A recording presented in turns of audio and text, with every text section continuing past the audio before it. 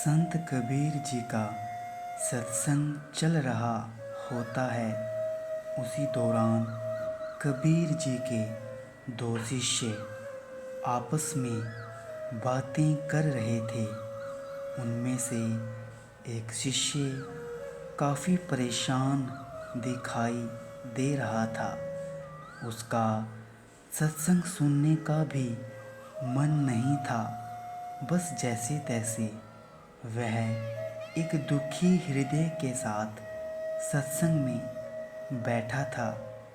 कभी तो वह मन ही मन बोलता और कभी माथे पर हाथ रख कर सोचने लगता।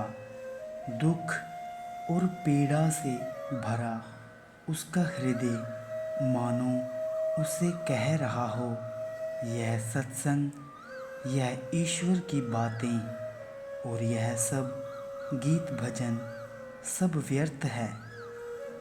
उस व्यक्ति के मन में यह विचार आते ही उसे लगा कि मुझे यहाँ से जाना चाहिए। यह सब मुझसे और नहीं सुना जाता, सब व्यर्थ है।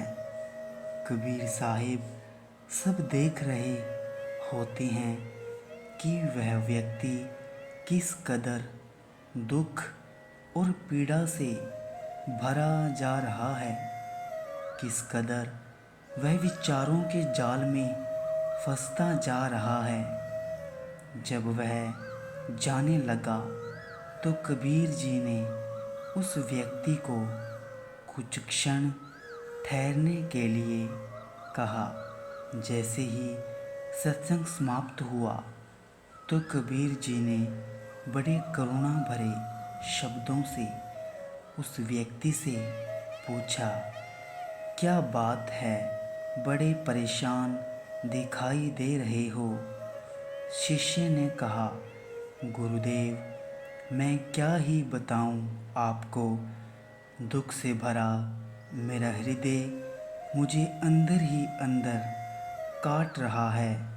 ऐसा लगता है यह दुख और परेशानियां, यह चिंताएं मुझे मार ही डालेंगी। कबीर जी ने पूछा, किस बात की चिंता है तुम्हें? शिष्य बोला, गुरुदेव, एक तो मेरा गृहस्थ जीवन सही नहीं चल रहा, दूसरा व्यापार समाप्त होने के कगार पर है, कर्जा सिर पर आन पड़ा है, समझ नहीं आ रहा कहाँ जाऊँ, क्या करूँ।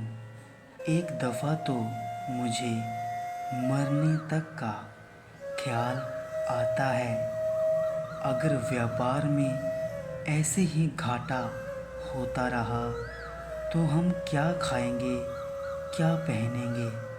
ऐसे तो हम भूखे मर जाएंगे गुरुदेव।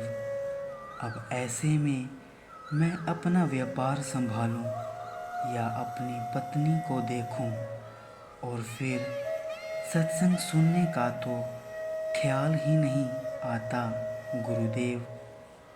तब कबीर जी बड़े मीठे शब्दों से ईश्वर की महिमा का गुणगान करते हैं और कहते हैं, करने वाले तुम नहीं, करने वाला तो कोई और ही है, देने वाला कोई और नहीं, वह परम पिता परमात्मा है।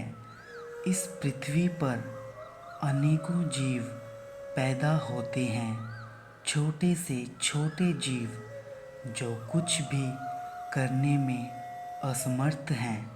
उनके भोजन की व्यवस्था भी उनके यहाँ आने से पहले कर दी गई है।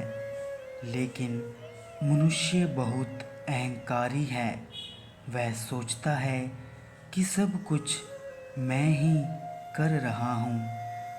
मनुष्य का अहंकार उसे अंधा बनाए रखता है और फिर यही चिंताएं, यही दुख, यही पीड़ाएं जन्म लेती हैं।